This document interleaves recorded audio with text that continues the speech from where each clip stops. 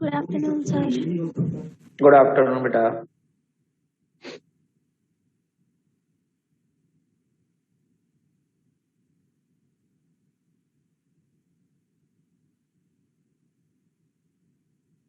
मान्या आप यहीं पर ही हो? मान्या, हाँ मान्या है। मान्या,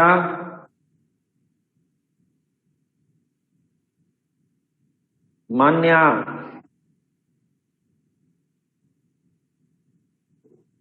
कोई जवाब नहीं।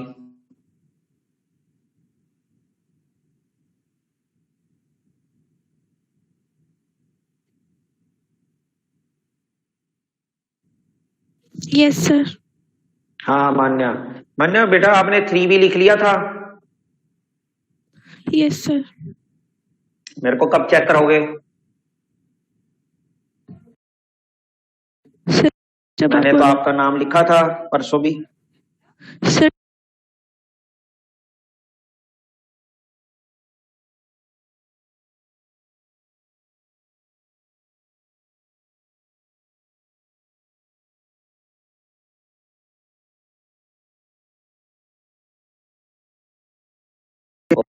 टेस्ट है।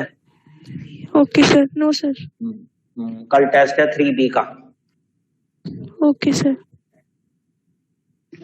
Good afternoon sir. Good afternoon बेटा, गुड आफ्टरनून। चलो स्टार्ट करते हैं बेटा। पहले तो सभी बच्चों को दोबारा से मैं बोलूंगा कि कल आप लोगों का 3B का टेस्ट है, पता है ना सबको? Yes sir. ओके, कल आप लोगों का 3B का टेस्ट है, तो 3B अपना प्रिपेयर कर लो, और अगर डाउट है तो बताओ। सर मोस्टली वर्टिकल सर्कल, वो वाला अभी स्किप कर दो बेटा, वो वाला मैं टेस्ट में नहीं दूंगा, ठीक है? वो मैं ये जैसी 6 यूनिट खत्म होती है मैं टॉपिक समझा दूंगा सब बच्चों को, ऑनलाइन ही करवा दूंगा, सब बच्चों को करवा दूंगा वो, ठीक है? चलो, हम लोगों ने कल कहां तक टॉपिक किया था last? I think orbital speed वाला टॉपिक किया था, ऑर्बिटल स्पीड वाला किया था। ओके ठीक है, चलो फिर तो आज हमारा इसका मतलब एस्केप स्पीड बननी है, मोस्ट इंपॉर्टेंट टॉपिक एस्केप, ठीक है?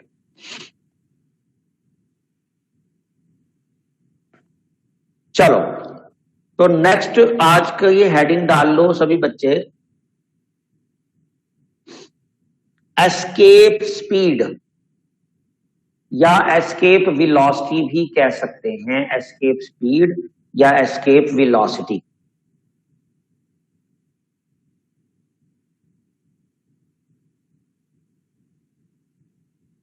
ठीक है, अब समझते हैं। जैसे आप लोगों को पता था कि हम लोग बात करते थे ऑर्बिटल स्पीड।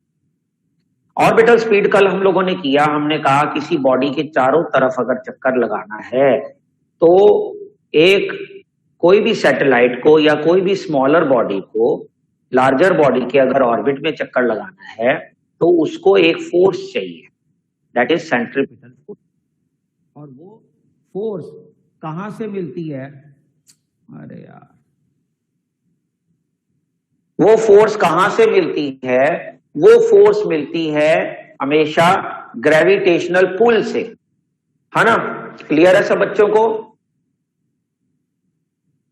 Yes sir. सो हाँ, यस, ओके ओके, क्लियर सुनाई दे रही है ना मेरी आवाज, और क्लियर सुन रहा है ना? सारा कुछ सेट है ना? Yes sir. ओके ठीक है, यहाँ ठीक है, फिर बढ़िया हो गया काम। चलो अब दूसरी बात हम बात करते हैं यहां से एस्केप स्पीड की। तो एस्केप स्पीड क्या हुई? एस्केप स्पीड का इसका मतलब क्या हुआ? एस्केप का मतलब क्या होगा? किसी चीज से बचना, छुटकारा पा लेना, है ना? तो उसको एस्केप बोलते हैं। अब नाम आ रहा है एस्केप स्पीड, इसको जोड़ो, वो स्पीड जो एस्केप करने के काम आए। अब क्या चीज एस्केप करेंगे? कोई बॉडी एस्केप करेंगे, और किस चीज से एस्केप कर सकते हैं हम लोग? ऑब्वियसली ग्रेविटेशनल पुल से। समझ रहे हो मेरी बात? क्लियर है? किसी भी बॉडी को सरफेस ऑफ द अर्थ से इतनी स्पीड से फेंका जाए कि वो दोबारा से मुड़कर अर्थ पर मत गिरे, ना गिरे, उस स्पीड को हम कहते हैं एस्केप स्पीड। मेरी बात समझ आई कि नहीं? Yes, sir. यानी कि वो रिक्वायर्ड अमाउंट ऑफ वेलोसिटी किसी भी बॉडी के लिए, कि जब किसी बॉडी को हम वर्टिकली अपवर्ड क्या कर दें, वर्टिकली अपवर्ड थ्रो कर दें, तो वर्टिकली अपवर्ड थ्रो करने से नीचे से ऊपर जाते टाइम वो ग्रेविटेशनल पुल को तोड़ दे, यानी उससे वो बाहर निकल जाए ताकि वो दोबारा ना आए। आप सबको पता है कि अर्थ ग्रेविटेशनल फील्ड पढ़ लिया। अर्थ क्या होता है, एक बॉडी मान के चलें और उसके चारों तरफ क्या होगी, एक ग्रेविटेशनल फील्ड क्रिएट हो जाती है, जिसके अंदर कोई भी बॉडी होगी वो एक फोर्स ऑफ अट्रैक्शन फील करेगा। तो ऑब्वियसली कोई भी बॉडी होगी वो अर्थ से तो छोटी होगी, तो ऑब्वियसली अर्थ उसको नीचे क्या करेगा, पुल कर देता है। तो कोई भी बॉडी हम ऊपर फेंकते हैं तो वो दोबारा घूम के नीचे आ जाती है, गिर जाती है, सरफेस के ऊपर गिर जाती है। हमने अब वो स्पीड अप्लाई करनी है जिस स्पीड से वो दोबारा नीचे ना आए, उसके एटमॉस्फेयर से क्या निकल जाए, बाहर निकल जाए, यानी ग्रेविटेशनल पुल से बाहर निकल जाए। अगर कोई भी चीज किसी भी बॉडी के ग्रेविटेशनल पुल से बाहर निकल जाती है तो वो उसके चारों तरफ चक्कर लगाने लग जाती है, उसके ऑर्बिट के अंदर। यानी कि इसका मतलब ये एस्केप स्पीड किसके लिए काम आती होगी?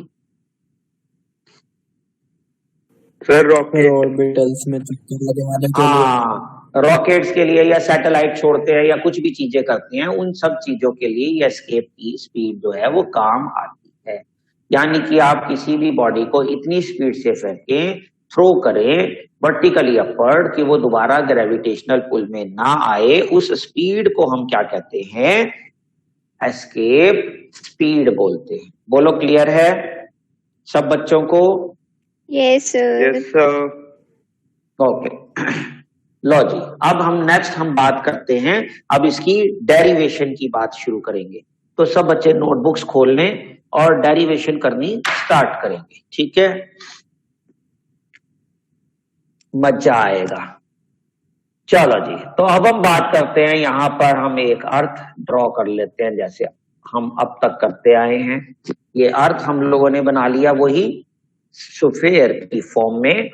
इसके सेंटर पे हम लोगों ने क्या बना दिया, सेंटर, यानी कि वो जिसपे total mass of the earth is suppose to be concentrated. सबको दिख रहा है? Clear? Yes, sir. Yes, sir. Yes, sir. अब हम उल्टा करेंगे। अब हम क्या करेंगे, ध्यान से सुनना मेरी बात आप बच्चे। ये आपको पता है यहां से यहां तक तो ये आर है, सरफेस से तो डिस्टेंस आर होगा, that is radius of the अर्थ। दूसरी बात, अब हम इसको और आगे अगर थोड़ा सा मैं कहता हूं, एक बॉडी ऑलरेडी यहां पर प्लेस है एट अ डिस्टेंस एक्स, थोड़ा सा ऊपर ले गया, देखो, eight a distance x from the centre of the earth. Draw करते जाए। सबको क्लियर नजर आ रहा है ना पॉइंट वगैरह जो मैं दिखा रहा हूं? Yes, sir. Yes, sir. क्योंकि बोर्ड Yes, भी sir. बड़ा है तो बड़ा बड़ा डायग्राम भी बन जाएगा, आराम भी रहेगी। अब डेरिवेशन कम से कम एक टाइम में हो जाएगा, ये तो दिक्कत आ रही थी इसमें।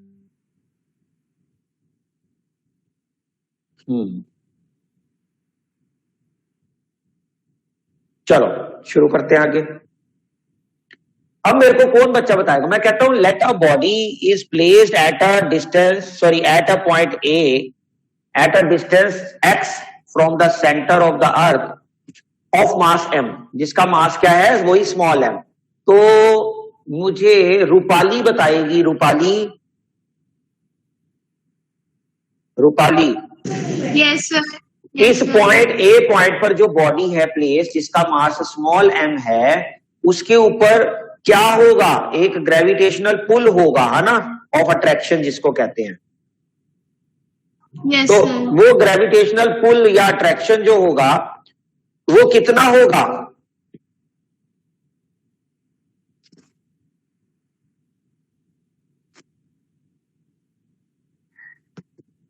F is equal to G M M upon R square. F is equal to G M M upon R square, और आर की जगह डिस्टेंस क्या है, x, तो x स्क्वायर।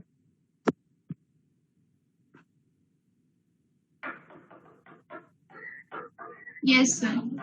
ठीक है, क्लियर?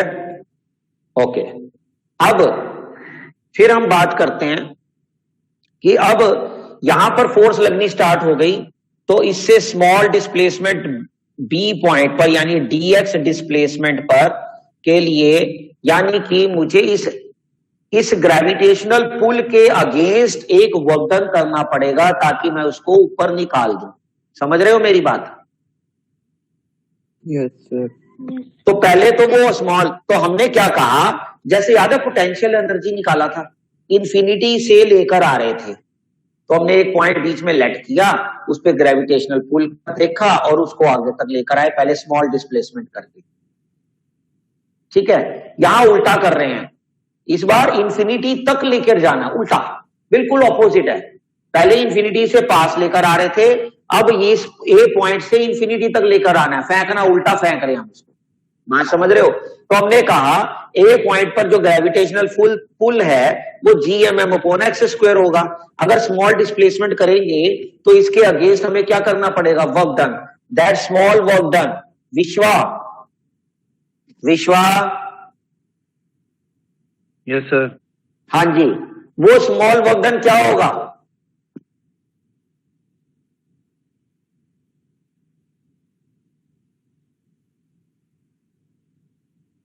बोलो, अरे गलत सही कुछ भी आता है। अरे स्मॉल वर्क डन क्या होना चाहिए, याद क्या करना है हमने? कुछ दिमाग, हाँ F into dx। Okay sir, ठीक है। स्मॉल डिस्प्लेसमेंट करने, इसमें याद करने वाली क्या चीज है, डॉट प्रोडक्ट। अब इसको खोल दो, एफ डी एक्स कॉस। अब ये कौन बताएगा कॉस क्या बनेगा? Vanshika sir 180। 180 why 180 Aryan sir आप हाँ, क्योंकि ग्रेविटेशनल पुल नीचे की तरफ है, ग्रेविटेशनल पुल क्या है, नीचे की तरफ, और बॉडी को ले जा रहे हैं ऊपर की तरफ, तो दोनों के बीच का एंगल ऐसे बन गया, that is 180 degree. Very good. तो 180 कॉस 180 क्या होगा, 1 माइनस का, तो ये माइनस का FTX बन गया।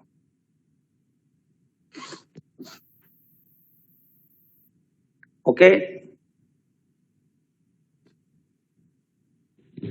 उतार लिया सबने। अब DW is equal to minus का FDX आ गया, ये तो वर्क डन निकला। ठीक है, अब वही बात है, अब मुझे इसको इंफिनिटी तक ले जाना है, डॉटेड करके इनफाइनाइट शो कर सकते हो, डॉटेड करके इनफाइनाइट तक शो कर दिया, इंफिनिटी तक। तो अब टोटल वर्क डन कैसे निकालूंगा मेरे बच्चों? Total work done W is equal to by integration FDX। कहां से कहां इस बार? X से इंफिनिटी।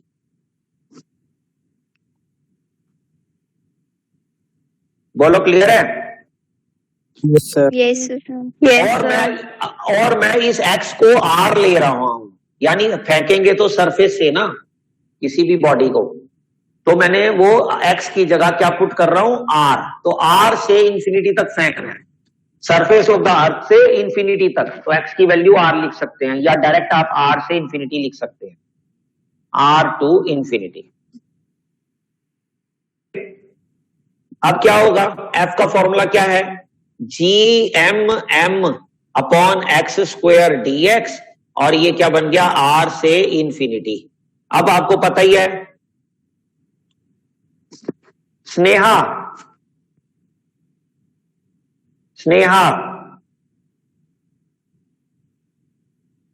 बेटा जवाब क्या करो जब क्वेश्चनिंग पूछी जाए, घबराओ मत। अब तो बहुत दिन हो गए तुम लोगों को पढ़ते हुए। स्नेहा,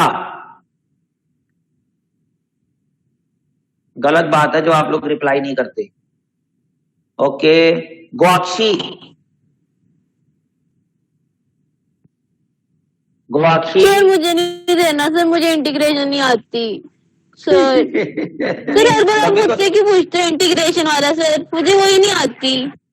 तभी तो तेरे से पूछता हूं बेटा, तभी तो तेरे को आएगा। अब देख, नहीं आएगी तो भी तो मैं सिखाऊंगा, कर, ट्राई कर, क्या चीज बाहर आएगी बेटा? पहले तो GMM बाहर आ जाएगा और DX और x² अंदर आ जाएगा। अब बता, अब तो आप कह रहे हो मेरे को आती नहीं, और किसने बताया ये? अपने आप कर रहे हो ना, देखो कॉन्फिडेंस रखो अपने पे, क्यों टेंशन लेते हो। ओके, अब क्या करेंगे बेटा? सर पहले x जो नीचे है उसे ऊपर ला देंगे तो पावर माइनस हो जाएगी -2। हाँ मैं तो जितनी ओके जो में लिख देता हूँ, हाँ -2, गुड। अब सर अब वो जो x -2 है उसमें +1 करेंगे और डिवाइड करेंगे -2 उसकी पावर से और उसमें भी +1 कर देंगे। वेरी गुड, बस आ तो गया। देख कितना, ओए भाई ये बंद करो, ये क्या कहते हैं स्नेहा, बेटा माइक म्यूट करो अपना। ठीक है ना बेटा, गवाक्षी समझ आ गया? -2 +1 जो ऊपर किया वही नीचे आ जाता है बेटा, समझ आया? Yes sir.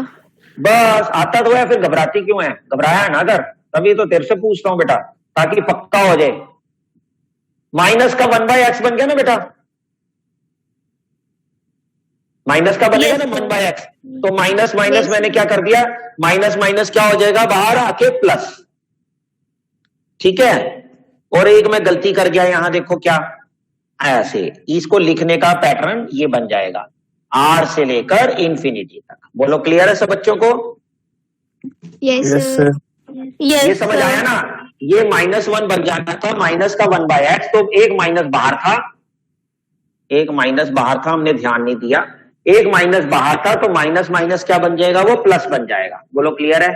अब आप क्या करते हैं, ध्यान से सुन ले बेटा गुआक्षी और सब बच्चे जिनको नहीं आता, थोड़ा सा गड़बड़ है इंटीग्रेशन। इस x में एक बार क्या पुट करेंगे, इंफिनिटी, इन्फिनिटी एक बार आर, और एक बार r, 1 एक बार इंफिनिटी और एक बार r, और बीच में माइनस साइन लगता ही लगता है, यानी एक बार अपर लिमिट माइनस का, एक बार lower limit, upper limit lower limit. 1/∞ क्या हो गया, 0, तो क्या रह गया, माइनस का GMM अपॉन r। 1/r। अब कहोगे सर ऐसा सा तो हमने पहले भी कर रखा है, पहले यहां तक उतार लो। Done sir.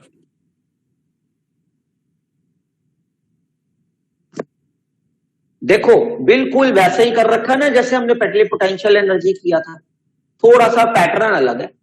पहले पोटेंशियल एनर्जी हमने किया था इंफिनिटी से पास लाने के लिए, लेकिन यहां उल्टा करा, पास से इंफिनिटी तक ले जाने के लिए सरफेस से।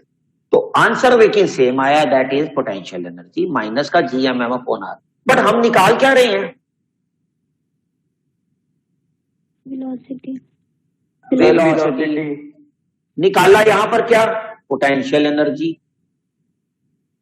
ठीक है, तो अब ध्यान से सुनना, अब इसके अंदर हम कहेंगे इफ या लेट VE का मतलब एस्केप वेलोसिटी, जिस वेलोसिटी से हमने इसको थ्रो किया है, अगर VE is the escape velocity होगा तो टोटल एनर्जी हमेशा आपको पता है according to law of conservation of energy, the total energy या मैकेनिकल एनर्जी हमेशा क्या रहता है, कांस्टेंट। यानी कि अब मैं यहां लिख रहा हूं साइड में, ½ प्लस का -GMM upon capital R is equal to 0 या कांस्टेंट कुछ भी लिख सकते। बोलो क्लियर है? Yes, sir. Yes sir. According to law of conservation of energy, kinetic energy plus potential energy is equal to 0 या कांस्टेंट। नीचे वाला पार्ट में बेटा है माइनस का GMM अपॉन R है, माइनस का GMM अपॉन R। अरे हाफ वाला एक बार दोबारा बता दो। बता रहा हूं, एक मिनट थोड़ा सा सेटिंग कर लो। हाँ बेटा, हाफ वाला कुछ नहीं है, according to law of conservation of energy kinetic energy plus potential energy constant होता है। काइनेटिक एनर्जी का फॉर्मूला क्या होता है, ½ mv², तो ½ mv² लगा दिया, प्लस का पोटेंशियल एनर्जी जो मैंने निकाला वो लगा दिया, इज इक्वल टू कांस्टेंट यानी कि 0 या कांस्टेंट भी लिख सकते हो उसको। ठीक है, अब ½ mve² is equal to GMM upon R, उधर जाके प्लस का हो जाएगा ना, M से क्या हो गया, एक M बन गया, तो ये VE की वैल्यू क्या बन गई बेटा, 2GM अपॉन R का अंडर रूट। बोलो क्लियर है? Yes, sir. Yes, sir. तो फाइनल एक्सप्रेशन आपके पास आ गया, VE is equal to 2GM upon R, 2GM upon are.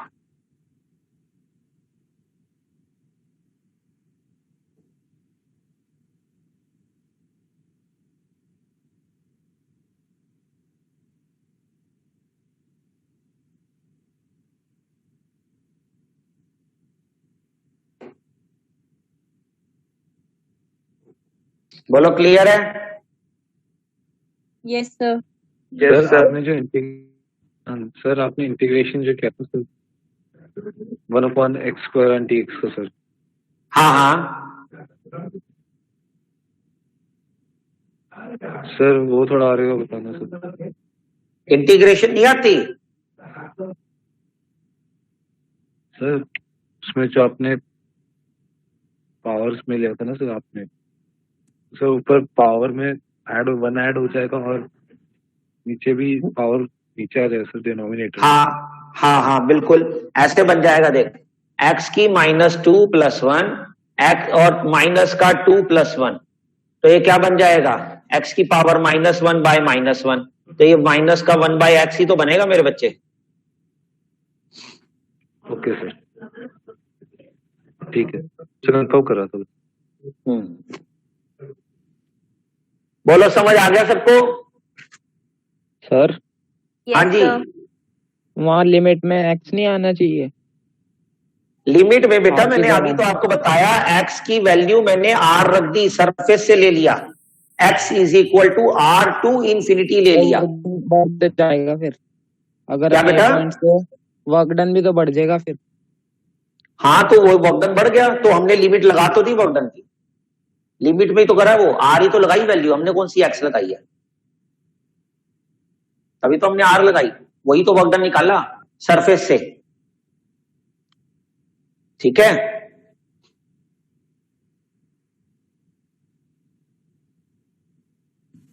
Okay. Sir पर तो आपने फार्मूला तो ऐसे है ना, सरफेस तक लिया ना सर। बाहर तो ये सर, पॉइंट जो से x है, निकालना। सर आपने थोड़ा ऊपर लिया।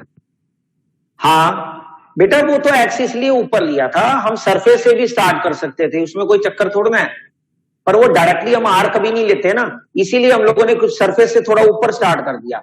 सरफेस पे तो हमें पता ही है ग्रेविटेशनल पुल है, लेकिन हम लोगों ने जानबूझ के पहले ऊपर से दिखाया कि अगर पॉइंट A के ऊपर होगा x डिस्टेंस पे तो भी ग्रेविटेशनल पुल ऐसी होगी, अगर FDX कर लेंगे तो ये वर्कडन होगा। वर्कडन से जब हम लोगों ने टोटल वर्कडन निकालना था तो x को हम लोगों ने लिमिट जो लिख ली, x is equal to R से लेकर x is equal to infinity कर दिया, x is equal to R से लेकर x इज इक्वल टू क्या कर दिया, इनफाइनाइट, यानी x की वैल्यू सरफेस से लेकर इनफाइनाइट तक ले ली, तो उसके अकॉर्डिंग हमने निकाल दिया, क्योंकि कोई भी चीज को आप सरफेस से ही पुल करोगे ना, इसलिए उसको लास्ट में सरफेस के अकॉर्डिंग कर देते हैं, और कोई फर्क नहीं पड़ता इस चीज का। ठीक है, यस सर। आर का मतलब ही डिस्टेंस होता है, जरूरी नहीं है ये आर तो है फिलहाल रेडियस ऑफ द अर्थ है, यानी सरफेस से है, अगर किसी और डिस्टेंस पे होगा तो वही डिस्टेंस आ जाएगा यहां। ठीक है, चलो तो ये आपके पास है। अच्छा देखना ध्यान से, ये 2GM/r कुछ जाना पहचाना है जो कल कराया था ऑर्बिटल स्पीड में, जरा पीछे फरोलो अपने पेज फरोलो जरा, कल ऑर्बिटल स्पीड करवाई थी, ऑर्बिटल स्पीड के अंदर V0 की वैल्यू देखो कुछ ऐसी सी जानी पहचानी थी, मिलती जुलती।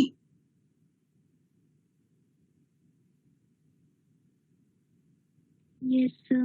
आधे बच्चे तो सो रहे हैं, पता नहीं क्या प्रॉब्लम है। सर जी सर इसमें 2 नहीं है सर, उसमें GM/r। हाँ सिर्फ GM/r है, ठीक है ना, तो इसका मतलब हम इसको लिख सकते हैं ना, VE is equal to √2VO। Yes, sir. Yes sir. VE is equal to √2VO, लिख लो, नोट कर लो। अच्छा GM को कल एक और चीज पुट करी थी, GM को टैप गिर गई थी, हाँ GM को कुछ और भी पुट किया था, याद हो, GR²। GR²। तो यहां पर जब VE की वैल्यू में लिखोगे 2GR² अपॉन का R, अंडरवुड R से एक R कट गया, तो ये क्या बन गया, अंडरवुड 2GR।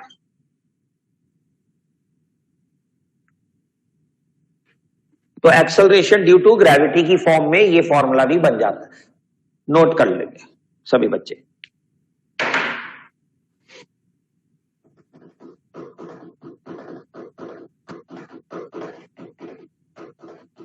बोलो क्लियर है? Yes sir. डेरिवेशन आएगा सर टेस्ट। यस। क्या बेटा? डेरिवेशन आएगा सर टेस्ट में।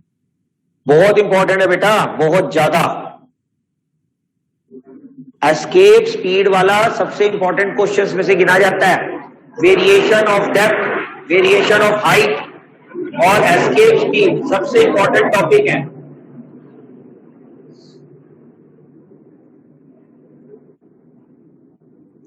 सर वैसे जो एस्केप स्पीड होता क्या है सर? क्या बेटा? तो ये एस्केप स्पीड होता क्या है सर? एस्केप स्पीड वो मिनिमम स्पीड है कि कम से कम इतनी मिनिमम स्पीड आपको अप्लाई करनी पड़ेगी बॉडी के ऊपर, उसको जब वर्टिकली अपवर्ड थ्रो करोगे, ताकि वो ग्रेविटेशनल पुल से इजीली बाहर निकल जाए। ये वो रिक्वायर्ड स्पीड होती है। और अर्थ के केस में ये स्पीड होती है 11.2 kilometre per second. This is the escape speed for any body, for Earth. अर्थ के लिए 11.2 किलोमीटर पर सेकंड की है, ठीक है? 11.2। हाँ बेटा, ये इसके ऊपर डिपेंड करेगी।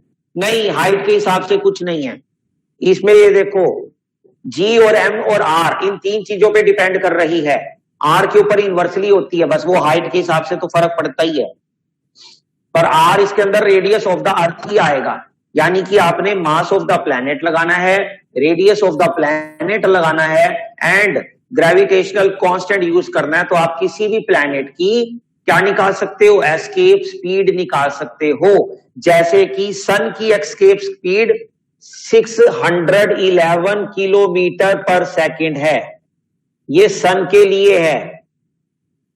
एस्केप स्पीड ऑफ सन, जब उसका मास ऑफ द सन लगाएंगे, रेडियस ऑफ द सन लगाएंगे, तो आपके पास एस्केप स्पीड ऑफ सन निकल आएगा, which is approximately equal to 618 kilometre per second. And this is for earth is कितना, 11.2 किलोमीटर पर सेकेंड। देखो इसका मतलब अर्थ कितना बड़ा होगा उस हिसाब से, सर। ठीक है? तो बड़ा है सर। ये इसका एप्लीकेशन क्या है सर? समझ कि सैटेलाइट को ग्रेविटेशन पुल से एस्केप कैसे करवाना है? हाँ, यही है इसका एप्लीकेशन, बिल्कुल, कि कितनी स्पीड प्रोवाइड करवाएं ताकि कोई भी सैटेलाइट उसकी ग्रेविटेशनल पुल से बाहर निकल जाए, ताकि जैसी वो पुल से बाहर निकलती है बॉडी, तो ऑटोमेटिकली वो उसके ऑर्बिट्स के अंदर रिवॉल्व करना स्टार्ट कर देती है। सर। Okay sir. ओके, हाँ जी बेटा। सर आपने V = √2V0 के बाद नीचे क्या लिखा है? यहां पर बेटा या इधर की साइड में?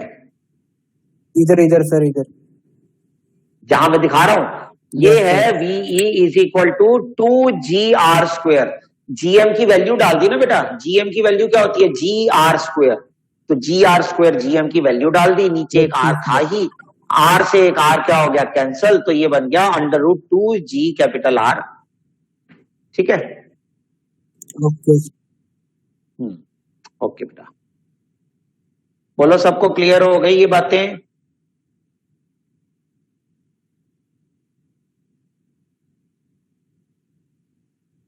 Yes sir.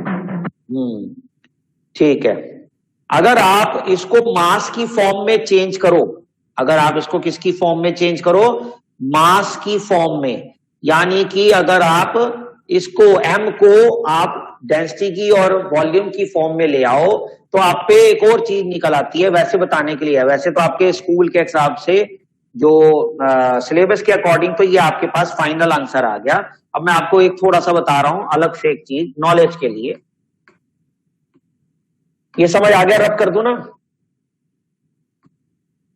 Yes, sir. Yes yes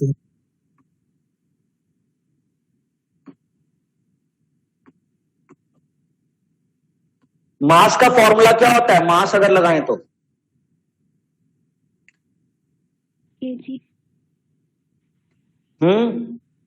बोलो। Volume into density. अरे ये तो आना चाहिए, इतना सोचते हो तुम लोग। Volume into density. वॉल्यूम क्या होगा? 4/3 pi capital R cube into density. उठाकर इसकी जगह पुट करो तो क्या बनेगा? 2 कैपिटल जी क्या आएगा? 4 पाई आर क्यूब रो, है ना, और अपॉन में 3r अंडर द रूट। यही बनेगा कि नहीं? यस सर यही बनेगा ना बेटा। r से एक r चला जाएगा तो ये 2 से ये मल्टीप्लाई हो जाएगा। क्या बन जाएगा? 8 पाई जी आर स्क्वायर रो अपॉन का 3 अंडर रूट। तो एक फॉर्म ये भी बन सकती है आपके पास एस्केप के लिए। ये आपके नीट में और मेंस में काम आएगा फॉर्मूला।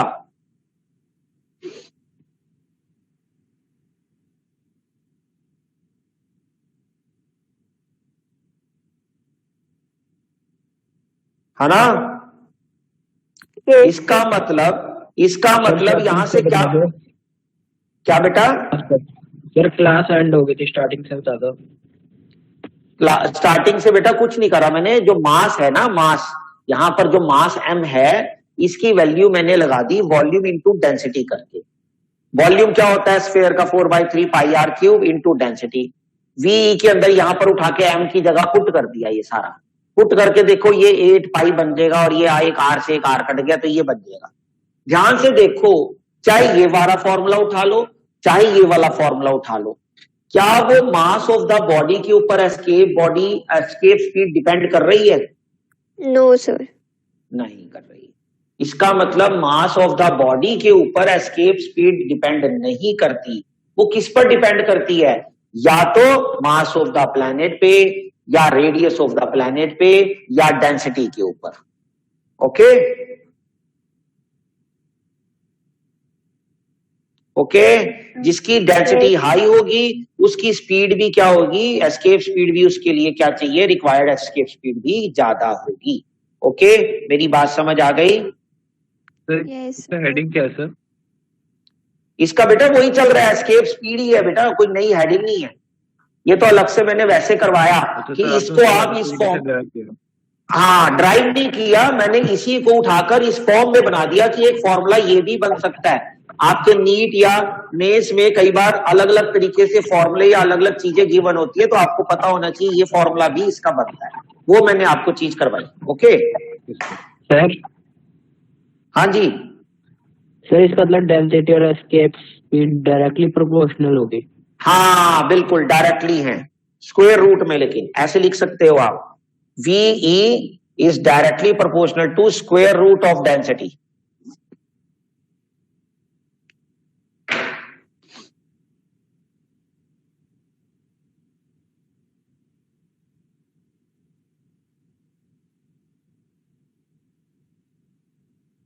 ठीक है? Yes Yes, sir. ओके ठीक है जी। तो वही बात आ गई।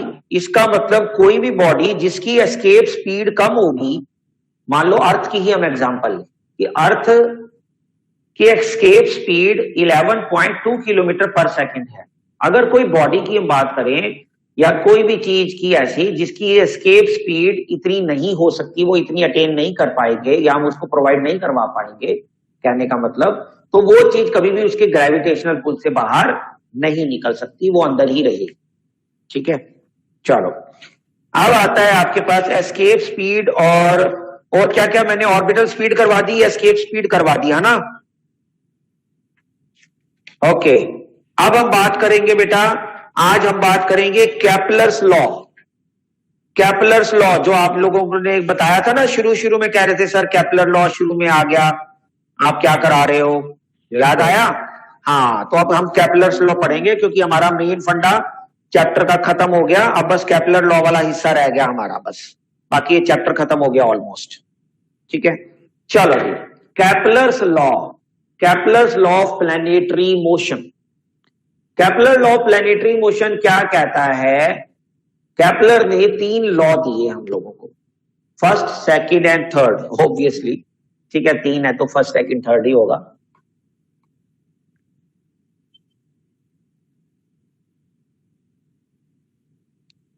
आधी से ज्यादा ये समझने वाली चीजें हैं तो बहुत जल्दी खत्म हो जाता है ये पोर्शन। कोशिश करते हैं जो आज ही फेल दें, तो नहीं होगा तो छोटा मोटा रह जाएगा, कल खत्म हो जाएगा, परसों। कल तो टेस्ट है, पता ना, 3B का। हाँ जी, कैपलर्स फर्स्ट लॉ। कैपलर का जो पहला लॉ है उसको लिख लो। एक तो ऐसे लिखेंगे कैपलर्स फर्स्ट लॉ, या फिर लिखेंगे law of orbit, law of orbits.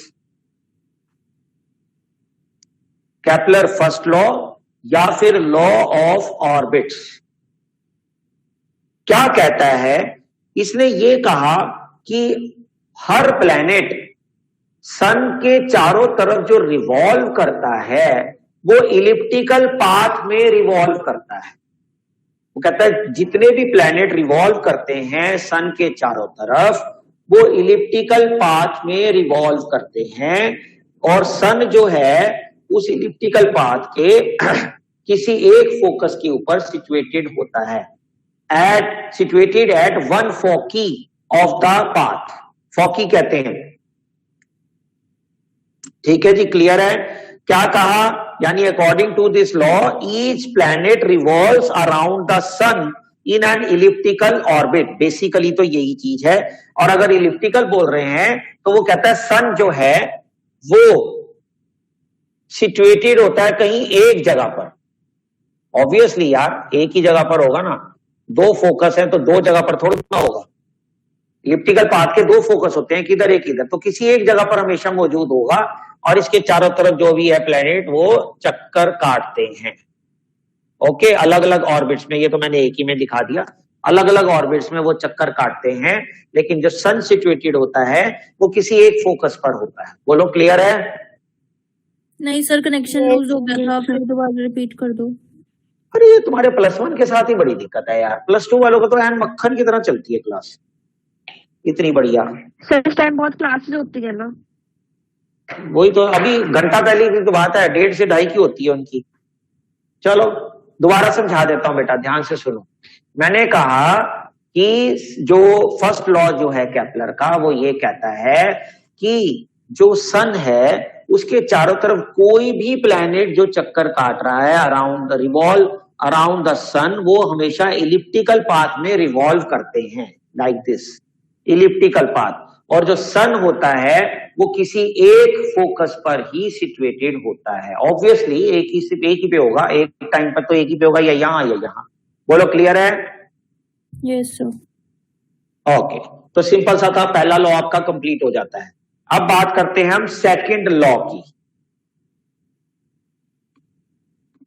Second law, इसको कहते हैं law of areas, law of areal velocity भी बोल देते हैं, लॉ ऑफ एरिया भी बोल देते हैं। कैपलर्स सेकंड लॉ और law of area.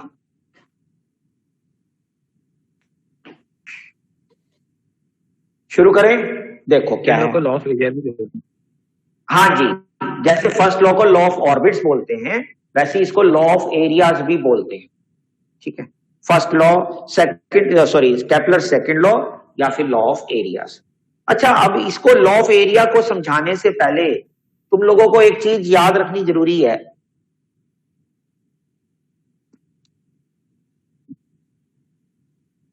Areal velocity क्या होती है? कौन एक्सप्लेन कर सकता है मुझे? हु विल एक्सप्लेन मी?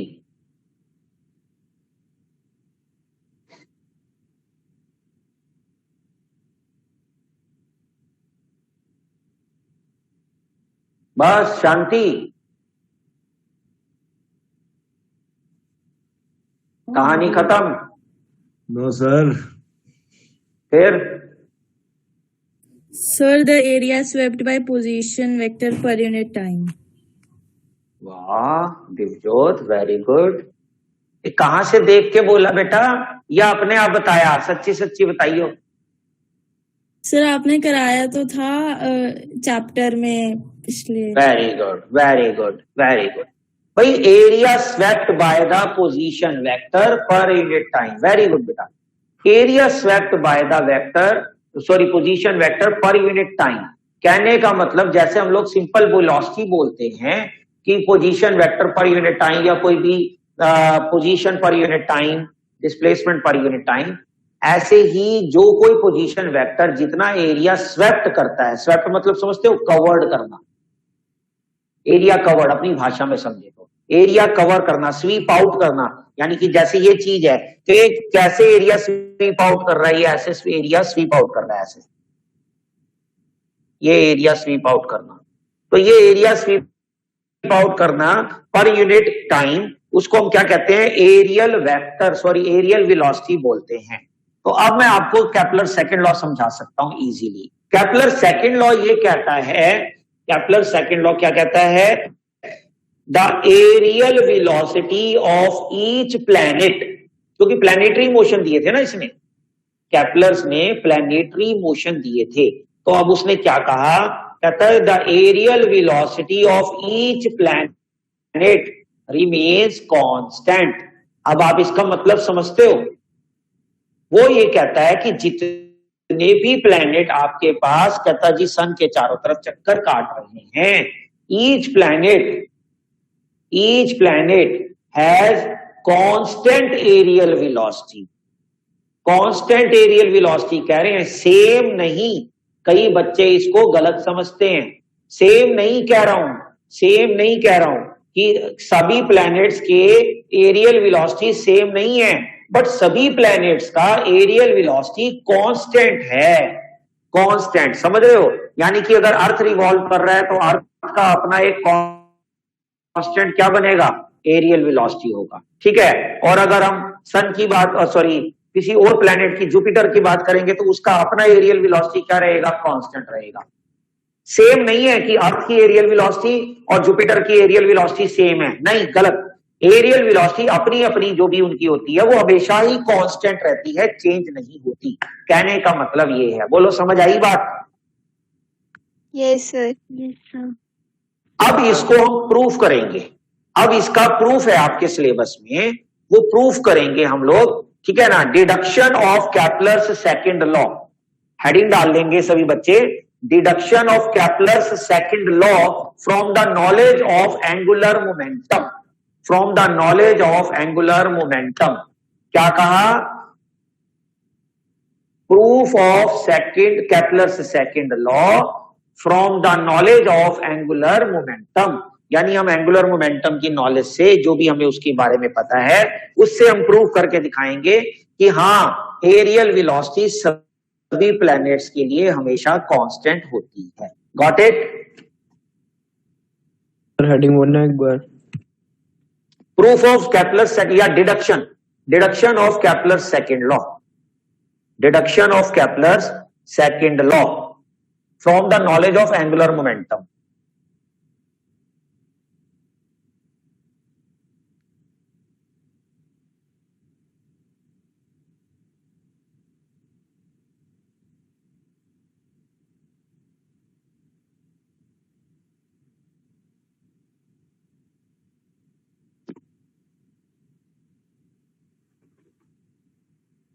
तो हमने बना दिया एक सन, और सन के चारों तरफ का वो ऑर्बिट जिसमें कोई भी प्लैनेट मान लो मूव कर रहा है। तो कोई एक प्लैनेट कंसीडर कर लेते हैं। ये प्लैनेट मान लो मैंने कंसीडर कर लिया, ओके? Yes sir. अब ओके सर। इसकी नाक से डिस्टेंस लपेट लेते हैं। ये डिस्टेंस हो गया इन दोनों के बीच का R distance, okay? Yes sir. अब मेरे को कौन बच्चा बताएगा क्या यहाँ टॉर्क प्रोड्यूस होगा? टॉर्क का फॉर्मूला होता है R F sine theta. Yes sir, होगा, पक्का होगा? पक्का होगा सर। अच्छा, कैसे होगा बेटा? क्योंकि ये घूम रहा है इसीलिए। नो सर, जैसे मान लीजिए एक सन है, सन और अर्थ के बीच में एक हिंज बन रहा है सर, वो हाँ, बन रहा है। अच्छा, अब ध्यान से सुनना बेटा। फिर जो सन है उसकी जो फोर्स होगी दैट इज ग्रेविटेशनल पुल, वो इस बॉडी के ऊपर क्या होगी? इनवर्ड डायरेक्शन, यानी सन की तरफ। तभी वो ऑर्बिट में वो रिवॉल्व कर रहा है। ऑर्बिट में रिवॉल्व जो कर रहा है वो इसकी वजह से कर रहा है क्योंकि सेंट्रीपिटल फोर्स मिल रही है उसको अंदर की तरफ। तो सन की तरफ फोर्स है, फोर्स की डायरेक्शन है ऐसे, और डिस्टेंस आर्म ऑफ कपल ले रहे हो आप ऐसे, दैट इज आर। तो दोनों के बीच का एंगल क्या बना? 180। तो क्या साइन 180 की कोई वैल्यू होती है? -1 0 1 सर। तो जीरो, टॉर्क जीरो होगा।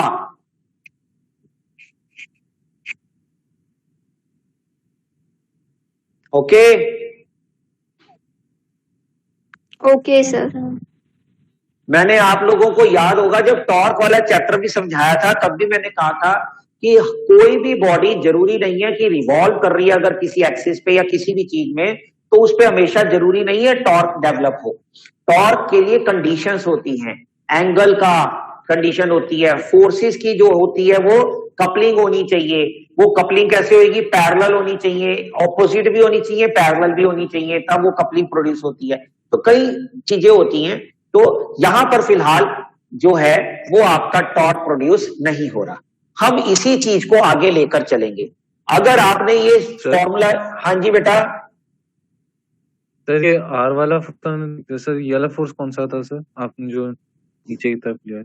ये बेटा सेंट्रीपिटल फोर्स लगेगी इनवर्ड डायरेक्शन सन की तरफ, तभी वो ऑर्बिट में रिवॉल्व करेगा ना, अंदर की तरफ लगेगी जब। सर और ऊपर की तरफ कौन सा फोर्स है सर? ऊपर फोर्स नहीं है बेटा, आर और एफ, इन दोनों के जो डिस्टेंस और फोर्स के बीच का जो एंगल बन रहा है वो 180 बन रहा है। Yes sir. ठीक है, तो ये टाउ, अब याद है फॉर्मूला एक, tau is equal to dL by d t. ये कहां से आया याद है? F is equal to dp by d t से। Yes sir. एफ की जगह टाउ हो गया, मोमेंटम की जगह एंगुलर मोमेंटम एल हो गया। L is the angular momentum, याद है ना, कल भी किया था, एमवीआर। Yes sir. तो एंगुलर मोमेंटम की फॉर्म ये बन गई आपकी। तो tau is equal to DL by D T. Tau क्या बन गया? DL by D T. अब टाउ तो यहां जीरो है, which is equal to zero, तो एल क्या बना? कांस्टेंट। ये तो पता है ना सबको, अगर DL by D T zero है तो एल कांस्टेंट होगा। किसी का डिफरेंशिएशन जीरो होने का मतलब वो टर्म कांस्टेंट होती है। अगर DL by D T zero है तो इसका मतलब एल यानी एंगुलर मोमेंटम यहां पर क्या है? कांस्टेंट है। Yes sir. Now Yes, sir. as we know the aerial velocity is equal to L vector by 2m।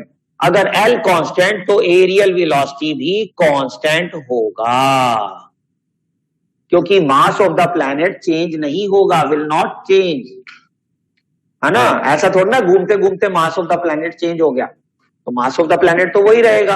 Angular velocity इसका मतलब कांस्टेंट है। अगर सॉरी एंगुलर वेलोसिटी का क्या, एंगुलर मोमेंटम, अगर एंगुलर मोमेंटम कांस्टेंट है तो एरियल वेलोसिटी भी कांस्टेंट रहेगा न्यूमेरिकली। बोलो क्लियर है? Yes sir. तो दिस इज द डिडक्शन, इसको कहते हैं deduction of Kepler's second law. Deduction of Kepler's second law from the knowledge of angular momentum, क्योंकि मैंने इसमें एंगुलर मोमेंटम का कंसेप्ट उठाकर डाला। बोलो क्लियर है? Yes sir. ठीक है, चलो आज के लिए इतना ही करते हैं। बस एक टॉपिक रह गया छोटा सा, और फिर वो हम परसों निपटाएंगे। परसों का होमवर्क नोट कर लेंगे सभी बच्चे। ऑल कंसेप्चुअल्स ऑफ ग्रेविटेशन, इस यूनिट के आपने सारे के सारे कंसेप्चुअल्स पढ़ने हैं। ऑल कंसेप्चुअल्स, ओनली कंसेप्चुअल, शॉर्ट्स नहीं। ओके सर परसों का परसों डाउट होंगे क्योंकि कल टेस्ट है ना बेटा 3B का, भूल गए? कल टेस्ट है 3B का, कल 3B का टेस्ट आप लोगों का कंटिन्यू जब होगा तो आप लोगों ने ये पढ़ के बैठना है ग्रेविटेशन वाला कंसेप्चुअल सारे के सारे, क्योंकि ये एक टॉपिक रह गया। पहले मैं टॉपिक करवाऊंगा जो छोटा मोटा इसके बारे में बताऊंगा, उसके बाद फिर हम लोग कंसेप्चुअल्स के डाउट्स ले लेंगे। तो तब तक आप रीडिंग ले सकते हो आराम से, ठीक है बेटा? चलो बाय बाय।